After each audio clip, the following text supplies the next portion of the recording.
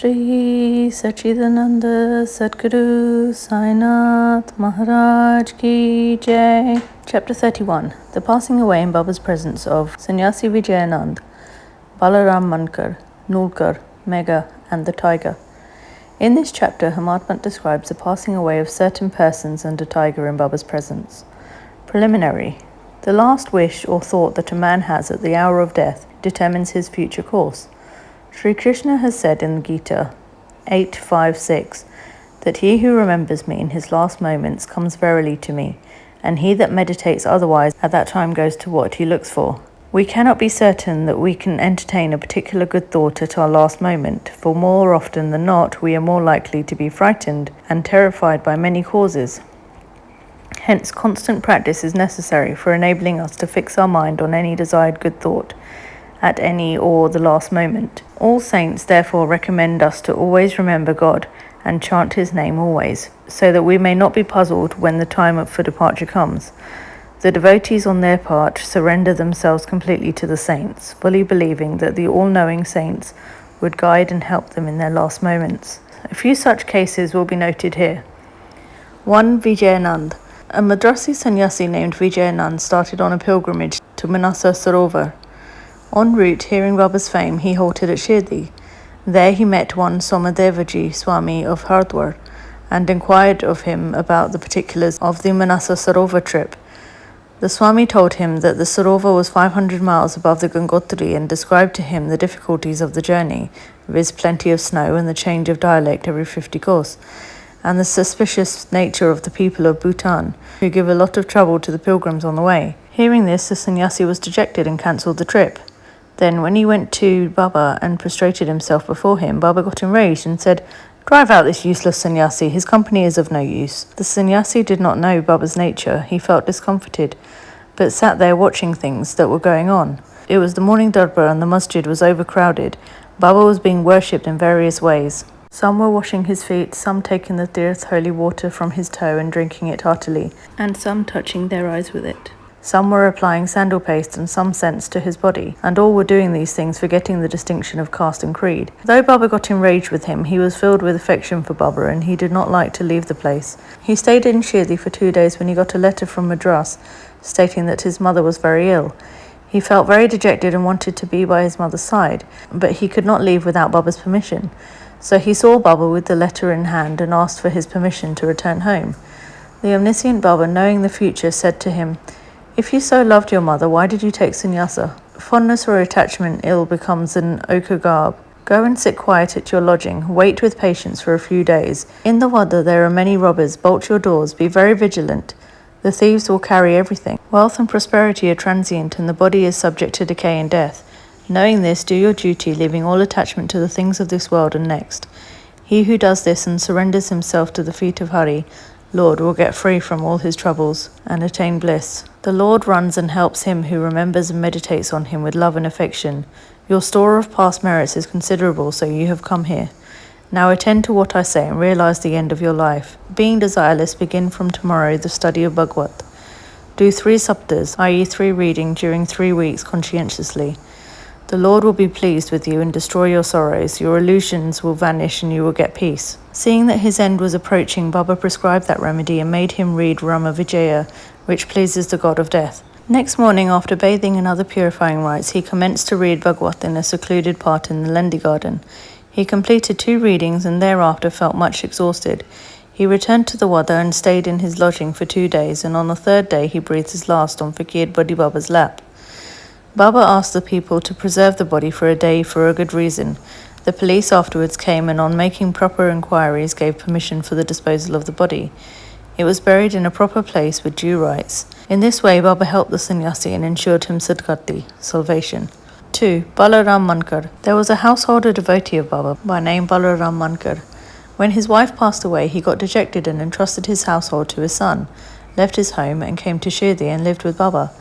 Being pleased with his devotion, Baba wanted to give a good turn to his life, and he did this in this way. He gave him 12 rupees and asked him to go and live in Machindragarh district, Satara. Mankar was first unwilling to go and stay away from Baba, but Baba convinced him that he was giving the best course for him and asked him to practice meditation thrice a day on the Gada, the fort in Machindragarh. On believing in Baba's words, Munkad came to the Gadh. He was much pleased with the lovely sight, pure water, healthy air and surroundings of the place, and began to practice assiduously the meditations as recommended by Baba. After some days he got a revelation. Generally, bhaktas get revelation in their samadhi or trance states, but in Munkad's case he got it when he came down to his ordinary consciousness from his trance. Baba appeared to him in person. Not only that Munkad saw him, but he also asked him why he was sent there. Baba replied, "In Shirdi many thoughts and ideas began to arise in your mind, and I sent you here to rest your unsteady mind. You thought that I was in Shirdi with a body composed of the 5 elements and 3.5 cubits in length and not outside of it. Now you see and determine for yourself whether the person you see here now is the same you saw at Shirdi. It is for this reason that I sent you here." Then after the period was over, Munkad left the Gada and proceeded to his native place Bandara. He wanted to travel by rail from Pune to Dadar, but when he went to the booking office to get a ticket, he found it very much crowded. He could not get his ticket soon when a villager with a longoti, piece of cloth, on his waist and gambali on his shoulder turned up and said, "Where are you going?" "To Dadar," replied Munkad. Then he said, "Please take this Dadar ticket of mine, as I have some urgent business here. I have cancelled my Dadar trip." Munkad was very glad to receive the ticket and was just taking out money from his pocket when the rustic disappeared in the crowd. Munkad tried to find him out in the crowd, but in vain. He waited for him till the train left the station, but found no trace of him. This was the second revelation Munkad got in a strange form. Then Munkad, after visiting his home, again returned to Shirdi and remained there at Baba's feet, always following his bidding and advice. In the end, he was very fortunate to leave this world in the presence and with the blessings of Baba. 3. Tatya Sahib Nolkar. Hemadpant gives no particulars regarding Tatya Sahib Nolkar except the bare mention of the fact that he gave up his ghost in Shirdi. A brief summary of his account that appeared in the Sai Leela magazine is given here. Tatya Sahib was a sub-judge at Bandarpur in 1909 when Nana Sahib Jindodkar was Mamlatta there. Both met often and exchanged talks. Tatya Sahib did not believe in saints while Nana Sahib loved them. Nana Sahib often told him the Leelas of Sai Baba and pressed him to go to Shirdi and see Baba. He finally agreed to go to Shirdi on 2 conditions. 1, he must get a Brahmin cook, and 2, must get good Nagpur oranges for the presentation. Both these conditions were providentially fulfilled. A Brahmin came to Nana Sahib for service, and he was sent to Tatya Sahib, and a fruit parcel containing 100 beautiful oranges was received by Tatya Sahib, the consignor being not known. As the conditions were fulfilled, Tatya Sahib had to go to Shirdi. At first, Baba was much enraged with him, but by and by, Tatya Sahib got such experiences that he was convinced that Baba was God incarnate. So he was enamoured of Baba and stayed there till his death. As his end was approaching, sacred literature was read out to him, and at the last hour, Baba's Badadez was brought and given to him for drinking. Baba, on hearing of his death, said, "Oh, Tatya went ahead of us. He won't be reborn." 4. Mega. The story of Mega has been already described in chapter 28. When Mega died, all the villagers followed the funeral procession. Baba also accompanied them and showered flowers on Mega's body. After the obsequies were performed, tears flowed from Baba's eyes, and like an ordinary mortal, Baba showed himself overcome with grief and sorrow. Then, covering the body with flowers and crying like a near relative, Baba returned to the masjid. Many saints have been seen giving sadgati to men, but Baba's greatness is unique. Even a cruel animal like a tiger came to Baba's feet for being saved. It is this story which will be narrated now. 5. Tiger. This tiger is buried in Shirdi. 7 days before Baba passed away, a wonderful incident occurred at Shirdi. There came a country cart and stopped in front of the masjid. A tiger was on the cart, fastened with iron chains, with its fierce face turned to the rear. It was suffering from some pain or agony. Its keepers, 3 devarshis, were taking it from place to place and making money by exhibiting it. It was the means of their subsistence. They tried all sorts of remedies to cure it from the malady it was suffering from, but all was in vain.